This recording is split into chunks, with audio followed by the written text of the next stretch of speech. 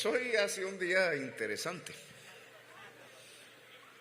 Esta mañana dimos un paso muy adelante, ojalá irreversible, espero yo, y espera el país también, en el proceso de paz con el Ejército de Liberación Nacional.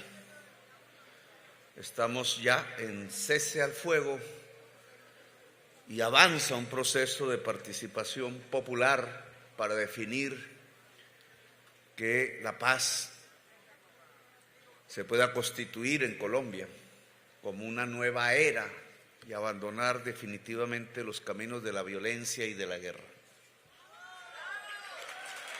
Más de 4,000 personas de pueblos indígenas, afrodescendientes, de ciudades, de campos, llegaron allí al corazón de Colombia, en Bogotá, en todo el centro, y allí estuvo por primera vez en la historia una delegación desarmada, obviamente, del Ejército de Liberación Nacional, ELN, que desde 1964 pelea en estas tierras. Y hoy tratamos de abrir un camino para que cese ese tipo de lucha que, en mi opinión, ya es anacrónica, que no transforma las realidades. Algo así hablamos allí, sino que el camino de ahora es el de los pueblos, el de la paz, el de la vida. Por eso pusimos ese concepto vida en el centro de nuestra campaña electoral. Entre muchísimas discusiones que siempre hay en esos eventos, discutir cuáles los colores, las formas, las consignas, decidimos que esa palabra vida tenía que ser el eje de la campaña. Vida y un sinónimo hoy de la vida, que es el cambio. No podemos abrir los ríos de la vida en Colombia si no hay un cambio. Por la tarde, antes de llegar, subir al avión para llegar acá, pues tuvimos otras noticias, de las cuales no me puedo expresar a profundidad porque solo son periodísticas, entre otras me gustaría. Y un presidente debe tener información un poco más precisa, pero algunas cosas sí podemos decir. Hay una serie de periodistas que quieren mi entrevista, pero yo prefiero hablar aquí con mi pueblo.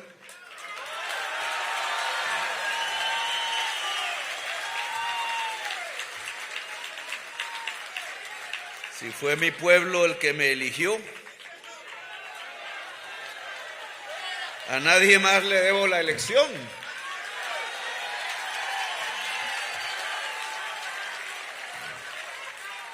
Entonces es al pueblo al que debo responder. Tengan ustedes la absoluta certeza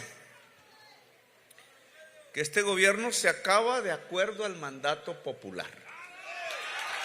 De nadie más.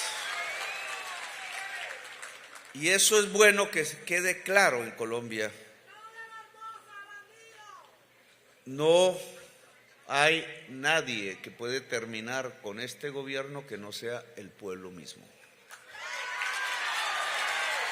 Y el pueblo mismo dio una orden por mayoría en las urnas electorales. Nos vamos hasta el año 2026. Cualquier idea en contrario, ojalá se esfume rápidamente, ojalá. Los invito a aquellas personas que tienen otras ideas en la cabeza a que no perseveren en eso. El mandato popular se respeta, punto.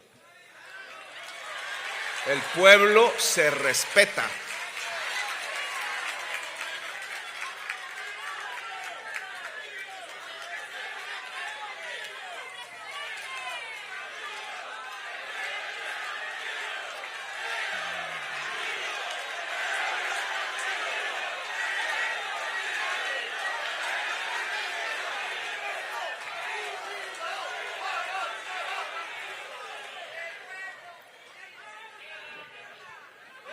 Alguien escribió, no tengo aquí el dato concreto, yo voy a buscar por el nombre, pero no voy a mencionar la persona porque no voy a entrar en eso. Vamos a ver, me esperan un momentico.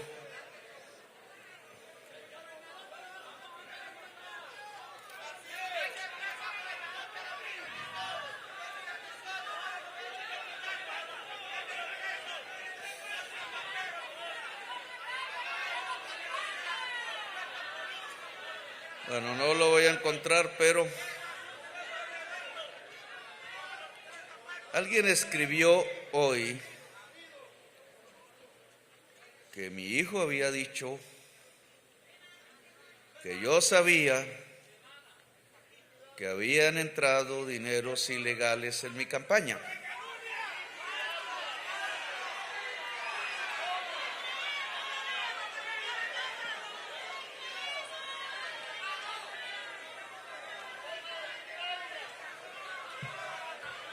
Tiene esa afirmación varias formas de analizar.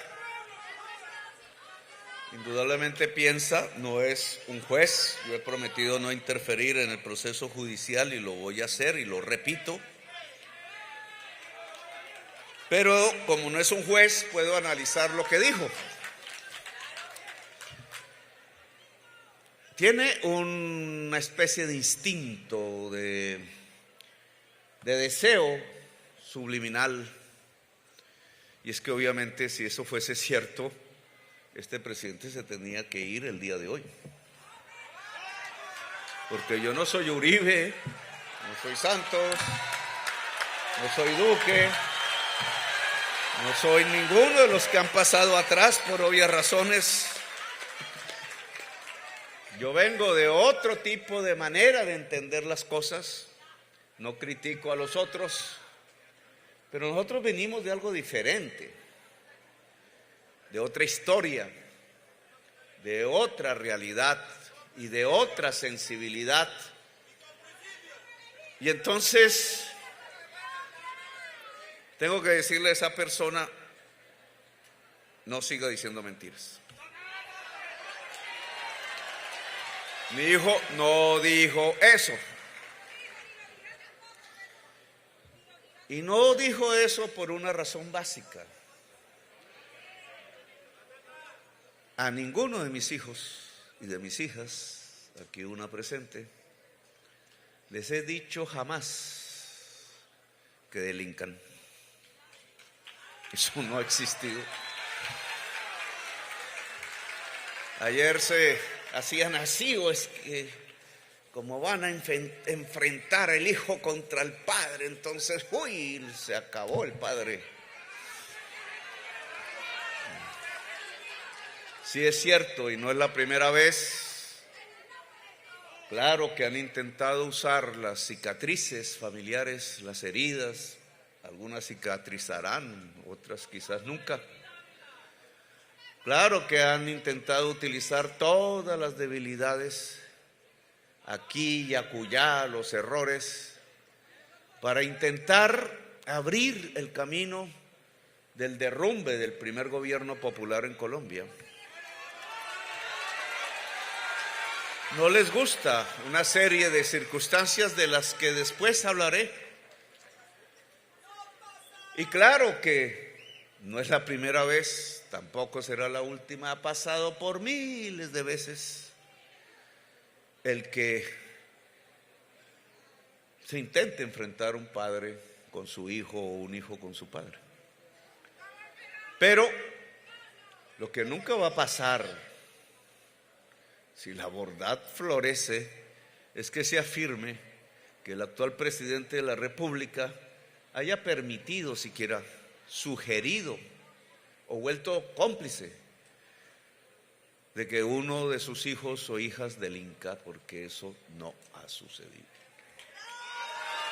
Así que, para quienes apoyan débilmente o se confunden, para los más fuertes, para los que nos atacan, porque son también colombianos y colombianas, pierdan cuidado. El presidente de la República jamás ha solicitado a ninguno de sus hijos e hijas el delito, ni para ganar, ni para financiar campañas, ni para nada que tenga que ver con el poder. Mis hijos y mis hijas han sido libres. Se equivocarán seguro como todo ser humano. Andarán caminos diferentes, quizás a los míos. Pero del Padre eso nunca lo esperarán, ni ha sucedido, ni sucederá.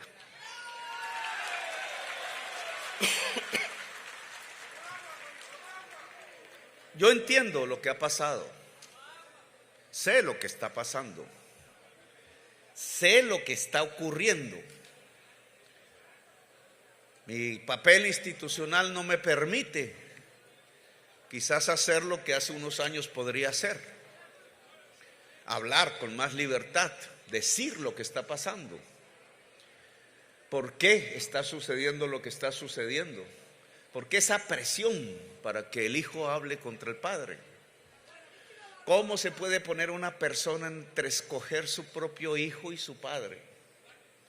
Pero tengo que decir que lo entiendo, lo comprendo, yo lo he vivido, a mí me tocó.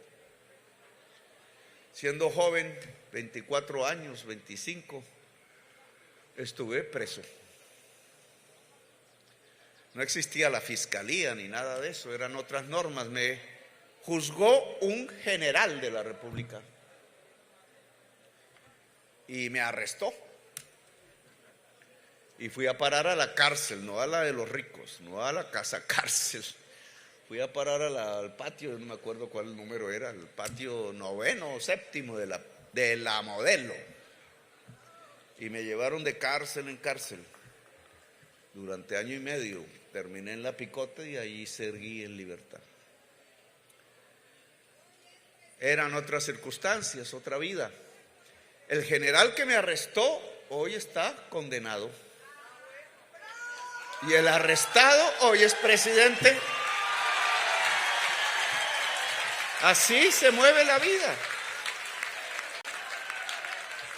Alguna vez me encontré con alguno de esos generales retirados y le dije: mire, la paz consiste en que sus hijos o sus nietos, más viejos que yo eran, y mis hijos jueguen un partido de fútbol en una esquina de cualquier pueblo tranquilamente, sin esperar que nadie dispare, que nadie persiga. Esa es la paz. Así ha sido mi historia. Claro, a mí también me pusieron en unas circunstancias, me torturaron 3 días seguidos, a ver si denunciaba a quién o a quién, a ver si personas que ni conocía, personas que no tenían ningún lazo familiar conmigo, personas a los que simplemente había conocido porque tenían la misma idea de luchar por un país diferente igual que yo. Y no hablé. Siempre me pareció que uno no puede arrodillarse ante el verdugo y que la defensa siempre se hace desde la verdad y la dignidad. Y que sale bien, a la postre sale bien. Si no tienes nada que temer, la verdad y la dignidad es el mejor instrumento de la defensa, incluso judicial. Años después me sacaron de la alcaldía. Un señor poderoso dijo: Petro se va. Y el presidente ahí hizo caso y me sacó. Y salió el pueblo, y el pueblo, y el pueblo, una y otra vez a defender la democracia. Y miren, aquí estoy. Volvimos, Petro no se fue. La gente decía: Petro no se va. No porque sea un dechado de no sé qué, sino simplemente porque había una confluencia en ese momento entre el interés popular y un gobierno, y porque lo que se había puesto sobre la mesa era simplemente la sinceridad, la verdad. Ese señor no podía destituir el voto popular y el pueblo se hizo respetar.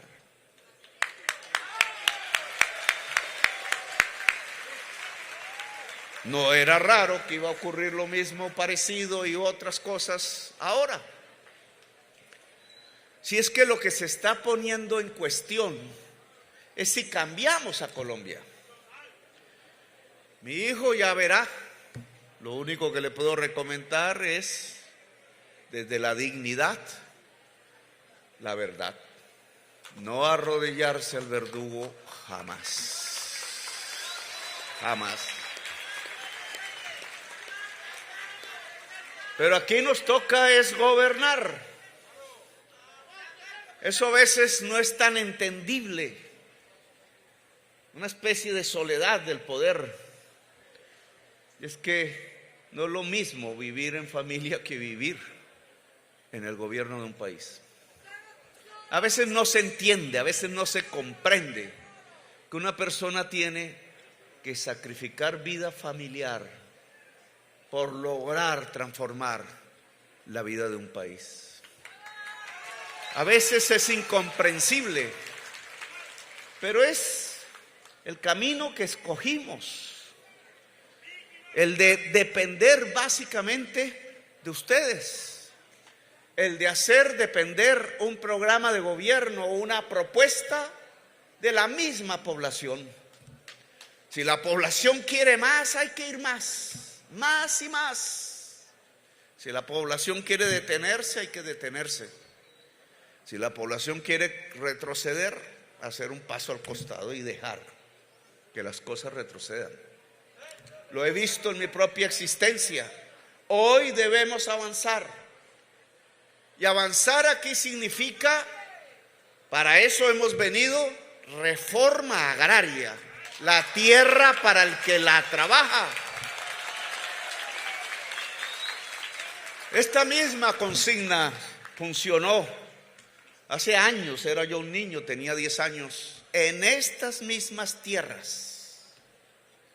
Aquí comenzó una de las luchas más profundas, sólidas, masivas, por una democracia de la tierra, por una posibilidad de que los parias del mundo tengan un espacio para producir, para vivir, para tener calidad, para cumplir una función social, la de otorgarle alimentos al conjunto de la sociedad. Aquí surgió la NUCS, Línea Sincelijo. De aquí surgieron 100,000 campesinos que en marcha fueron hasta la Plaza de Bolívar de Bogotá a pedir justicia. 1971.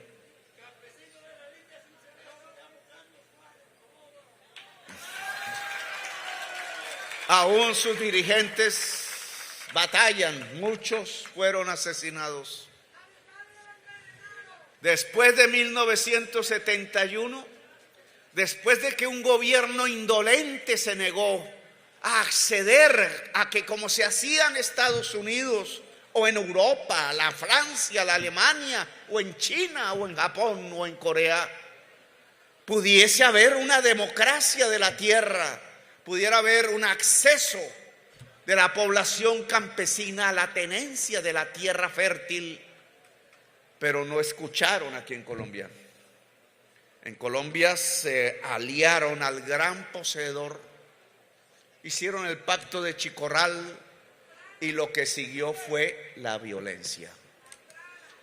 No les gustó ver los 100,000 campesinos y entonces llenaron el espacio de motosierras, de sierras eléctricas y de fusiles y convirtieron estas tierras en un camposanto de campesinos y de campesinas. No quisieron hacer una actividad que tuviera que ver con que la tierra llegara al campesino y prefirieron desatar los galgos de la guerra, las oscuridades de la matanza, el genocidio sobre el pueblo campesino del Caribe colombiano. A mí me tocó hacer esos debates y mostrar la verdad en el Congreso de la República. Cómo el senador desde la mañana firmaba la ley y por la noche hacía la lista de los asesinados. Cómo el senador de la República, después de hacer la ley, se abrazaba tomando whisky en las noches con el asesino, el carnicero le llamaban.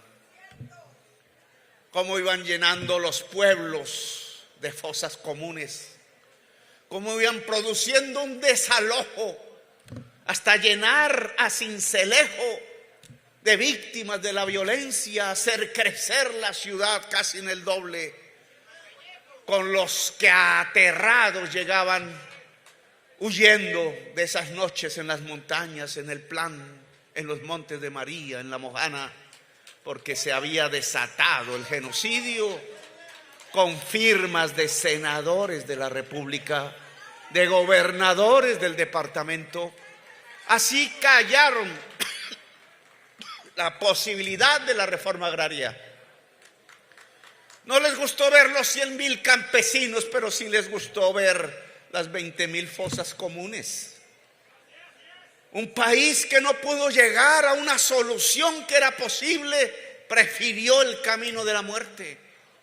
Lo decíamos esta mañana, el país de la belleza terminó siendo el país de la sangre derramada. Sangre de humildes, sangre de jóvenes, sangre de campesinos y campesinas. Este gobierno está aquí para tratar de cambiar esa historia. En eso consiste el cambio, en que de nuevo puedan haber los 100,000 campesinos en la Plaza de Bolívar, y ojalá 1,000,000, y ojalá 10 millones, gritando que son ciudadanos y ciudadanas. El Congreso de la República actual decidió elevar a la norma constitucional el que el campesino y la campesina sean sujetos de derecho.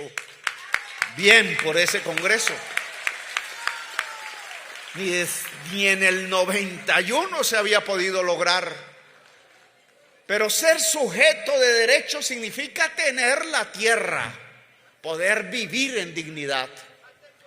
Y tener la tierra no es un asunto de violencias, aunque por la tierra nos hemos matado desde hace por lo menos 80 años, ya va para un siglo, porque no se hace la reforma agraria en Colombia. Es que se puede negociar, lo dijimos esta mañana, es que podemos llegar a un acuerdo nacional. Que no crean que somos débiles porque hablamos de acuerdo. Que no crean que es que el acuerdo, como ellos lo proponen, sea el que nosotros nos arrodillemos, no. El que nos dejemos cooptar por los cócteles sociales, por las lisonjas del poder y de la riqueza, no. Nosotros somos el gobierno del pueblo. El presidente no dejará de ser hijo de una familia popular. Nunca dejará, hasta que me alcance el aliento a defender el interés de la persona humilde, de la persona más débil, de la persona más excluida. Porque para eso estudié, me crié y luché. Para eso hemos hecho sacrificios y hemos tenido unas victorias y días hermosos que ni se imaginan. Porque a veces en esas luchas intensas es que aparece la palabra intensidad, vida, alegría, felicidad. ¿Quién lo dijera? No es en esas riquezas que se codician y en esos palacios y en esas sillas doradas y en esos carros de último modelo en donde se consigue la palabra felicidad. La palabra felicidad se consigue en los caminos, en las trochas. La palabra felicidad se consigue cuando una mujer del pueblo lo abraza a uno, cuando un niño corre libre porque cree que ahí hay una solución instintiva de su vida. Cuando un pueblo se junta, ahí aparece la palabra felicidad de intensidad. La felicidad no es de solitarios, la felicidad se construye en comunidad. Pues bien, entonces a este gobierno le corresponde es lograr un acuerdo nacional, pero para construir la paz, para construir los cambios, las transformaciones. Lo dijimos esta mañana, le estamos diciendo a los 4,000, 5,000 grandes hacendados de tierras fértiles de Colombia: véndanos la mitad de la finca. Está la plata allá en el Ministerio de Agricultura. 5 billones cada año. 5 millones de millones cada año. No se les meta en la cabeza especular, no, lo que valga la tierra en el mercado. O un poco menos si quieren. Véndanos la mitad de la hacienda que no está produciendo nada. Tiene una vaca flaca a veces, una vaca gorda de vez en cuando. No cultiva ni una mata de yuca. Si nos entrega la mitad de la hacienda y se la compramos adicionalmente, le entregamos los recursos del ICR para que tenga más vacas aún en la otra mitad de la hacienda. Vacas de raza, como dicen por ahí. Pastos mejores, árboles, porque el Caribe es la región de Colombia más deforestada y lo que viene es la crisis climática. Y ya lo hemos visto una y otra vez. Si en diciembre andábamos era con bota pantanera para arriba y para abajo y con el agua en cuello, ¿o no? Y ahora viene una sequía. Nos toca prepararnos. Calores que nunca antes el ser humano había sentido, ni en 100,000 años. Allá en el Golfo Pérsico, en Europa, 8 millones de hectáreas de pinos quemados en el Canadá, es decir, casi 3 veces lo que en toda la historia hemos destruido la selva amazónica nosotros, solo por el calor. Claro que tenemos que adaptarnos, que cuidar el agua. Hay que hacer una reforma agraria en Colombia. Hay que lograr producir más alimentos en Colombia porque la tierra se volverá cada vez más infértil. No podemos desaprovechar la tierra fértil. La tierra fértil tiene una función social, alimentar el pueblo de Colombia. Y más allá otros pueblos si podemos. Nunca antes el presupuesto de agricultura, por lo menos desde la constituyente, había sido tan alto como el que hemos puesto hoy. Que esos hacendados no necesitan de paramilitares, ni de fusiles, ni de traquetos, ni de mafiosos. Necesitamos es honestidad. Aquí están las funcionarias. Compremos la mitad de la tierra y les damos más plata para que sean más ricos, pero en la otra mitad le entregamos esa otra mitad de la hacienda al campesinado para que siembre maíz, para que siembre yuca. Gana el hacendado porque se vuelve más rico. La riqueza no está en tener la tierra. Esa es una mentalidad anacrónica, pobre, miserable, feudal. La riqueza está en hacer producir la tierra. Por tanto, lo ayudamos, va a ser más rico. Y van a ser más ricos los campesinos porque pueden producir en tierra fértil. Y va a ser más rica Colombia porque se puede alimentar. Y esa es la base fundamental de la paz. Es un acuerdo. A eso le hemos llamado un acuerdo nacional. Claro que así es que podemos construir la paz en Colombia.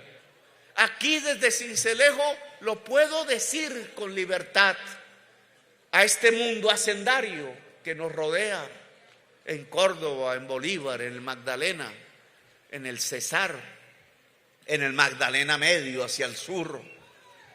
Tenemos un negocio que hacer en donde ganamos todos y el gobierno está dispuesto con su presupuesto a garantizarlo. Y ese negocio enriquece y construye paz y construye nación. Lo proponemos, hagámoslo, lo estamos esperando. Espero el listado de hacendados que diga: oiga, yo voy por esa. Denme mi crédito para meter más vacas en la mitad de mi hacienda y vendo mi otra mitad. Espero ese listado. Hay que publicitarlo porque a veces la comunicación no llega desde Bogotá, no se escucha al pueblo. Que se sepa en todos los rincones de Sucre. No hay que ir más a la violencia. No necesitamos más de las armas. No necesitamos más de la muerte y de la masacre. Simplemente necesitamos ponernos de acuerdo. El gran acuerdo nacional. Y tengo que decir, tengo que decir que esto mirado, y no lo mencioné esta mañana, tiene otra propuesta detrás, y voy a volver al punto inicial de mi intervención. La justicia. He presentado una terna para escoger nuevo fiscal cuando el periodo nuevo comience. Está en discusión, obviamente pública, es la sociedad la que debe opinar, pero al final es la Corte Suprema de Justicia la que debe decidir. A partir de este momento todo depende del Poder Judicial. Pero sí quiero que se sepa por qué hice esa terna. No solamente porque es una terna de mujeres. Sí, estoy diciendo que a la mujer hay que darle poder. Que quizás una mujer fiscal general de la nación hace que los delitos contra la mujer y la niñez sean mejor atendidos, no haya impunidad. Que el feminismo no, que el feminicidio, que pena, iba a hacer aquí una burrada en el discurso que me iba a costar carísima. Que el feminicidio desaparezca en Colombia. Que la violencia intrafamiliar, que es una forma, no lo podemos, es la transferencia de la violencia que hay en la sociedad hacia el interior de la familia, provocada en general por el hombre, el macho. De las violencias que vivimos nos vamos enfermando mentalmente. Y esas enfermedades mentales llegan al interior de la familia. La violación de los niños, el golpe a la mujer y hasta el asesinato, como hemos visto. La paz familiar tiene también que ver con la paz de Colombia. Pero qué bien sería que ese tipo de delitos pudiesen ser investigados por una mujer. Tiene que ver con la paz y con la mujer, claro. He entregado esa terna, además porque son abogadas que han vivido décadas dentro de la fiscalía, que se la conocen, que son de ese tipo de profesionales que desde abajo van luchando hasta hacerse. No nació ninguna en cuna de oro, no tienen apellidos de lujo, no han sido senadores ni han sido ministros, han sido de la tierra, de abajo, luchando por hacer justicia en medio de muchas injusticias, arriesgando la vida, porque ahí se arriesga la vida muchas veces, descubriendo la masacre, descubriendo la ignominia, quizás con el asco que da enterarse de esa realidad nacional, como a mí me dio siendo congresista de la República, enterrarse en esos procesos en medio de las hojas que destilan sangre y descubrir que el asesino está en el poder. Esas abogadas fueron capaces todas en diferentes momentos de su existencia de arriesgar su vida por la verdad. Y ese es un elemento fundamental. Pero quiero, y eso es lo que me gustaría transmitir hoy, no lo he podido decir públicamente, que hay otro elemento que me llevó a presentar esa terna. Lo dije en campaña muchas veces. Nuestro gobierno, de ser elegido, no va a perseguir. No vamos a hacer lo que nos hicieron. No nos vamos a vengar. La verdad y la justicia no es para la venganza, es para la reconciliación. Pero tiene que haber verdad. Más o menos mirando el panorama de las últimas 2 décadas, con muchos de mis debates, incluso en el Congreso incluidos, se ha logrado de una u otra manera una serie de procesos de paz.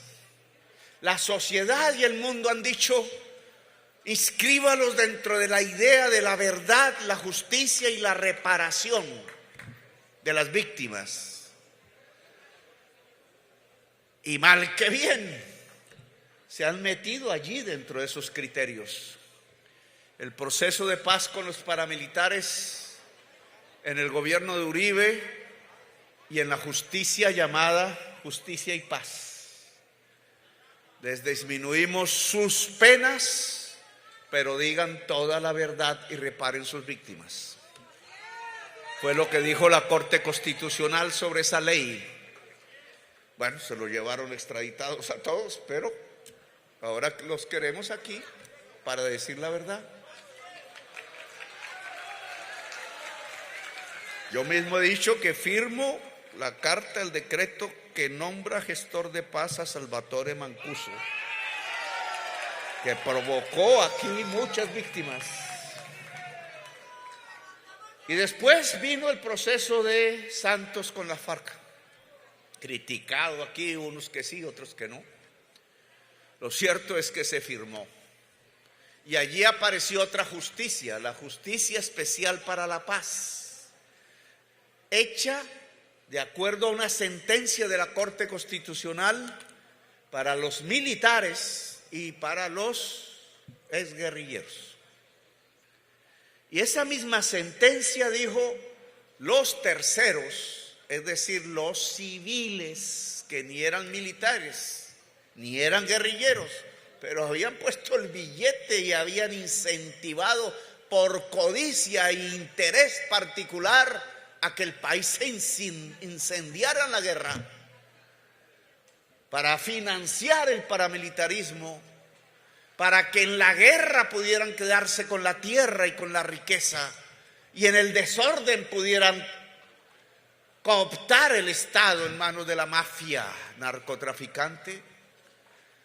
Entonces esa sentencia dijo que no era competente ni los jueces de Justicia y Paz ni la Justicia Especial para la Paz. Es decir, que el competente para juzgar a los que promovieron el genocidio era la justicia ordinaria, la fiscalía.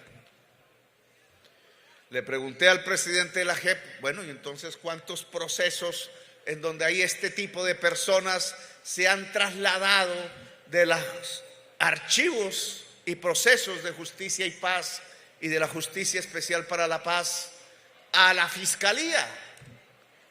Y me dijeron 17,000 procesos y no han avanzado. Y entonces tenemos un problema estructural para construir la paz. La terna que he presentado, cualquiera que sea la elección que se haga sobre esas personas, tiene la característica de que puede iniciar los procesos y hacerlos avanzar de quienes hicieron el genocidio en Colombia desde el escritorio.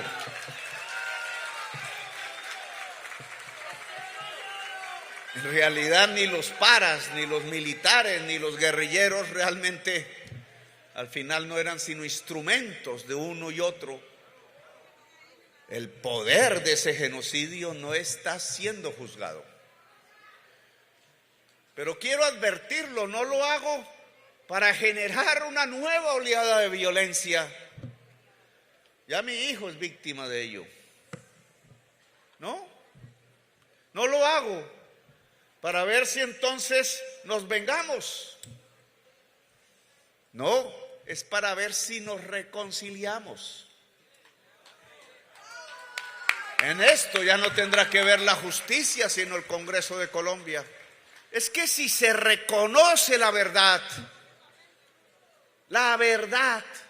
y en esto la Fiscalía tiene un papel que cumplir, y le pediría a que la Corte Suprema de Justicia escoja que cumpla esa misión. Dada esa sentencia que ya no la puede cumplir ni Justicia y Paz ni la JEP, que entonces la Fiscalía adopte la posición de que al adelantar esos 17,000 procesos aparezca una verdad y que quienes sean sujetos de esos delitos puedan decirlo entonces, puedan reparar las víctimas y pueda a través de un proceso de justicia transicional, que significa rebajar penas, sí, podamos llegar a algo por lo cual en campaña me levantaron de verdad a través de casi todos los medios de comunicación a un perdón social, que es lo mismo que decir a la reconciliación, a la paz definitiva. La terna que he presentado, en mi opinión, la Corte ya decidirá, no es para esconder el delito. Soy el primer presidente que le dice a la justicia que juzgue a su hijo. No porque otros hijos no hayan delinquido, que sabemos que sí, sino porque todos los presidentes protegían al hijo antes que a la justicia. A mí me costará muchísimo, pero quiero proteger primero a la justicia, porque sé que protegiendo a la justicia protegeré a millones de hijos y de hijas del pueblo colombiano, que no irán asesinados por ahí, que no serán caño de carne, ¿cómo es? Carne de cañón de la violencia y de la guerra en Colombia. Porque si protegemos la verdad y la justicia, alcanzaremos la reconciliación y la paz. La terna que he presentado es para construir la gran reconciliación nacional del pueblo colombiano, de la sociedad colombiana toda, para que podamos mirar al frente en los días que están por venir, mirar con esperanza la construcción de una sociedad y de una nación grande, de una Colombia potencia mundial de la vida, en donde el pueblo campesino pueda cultivar, nos pueda alimentar, pueda criar a sus hijos y pueda vivir en paz. Gracias, muy amables.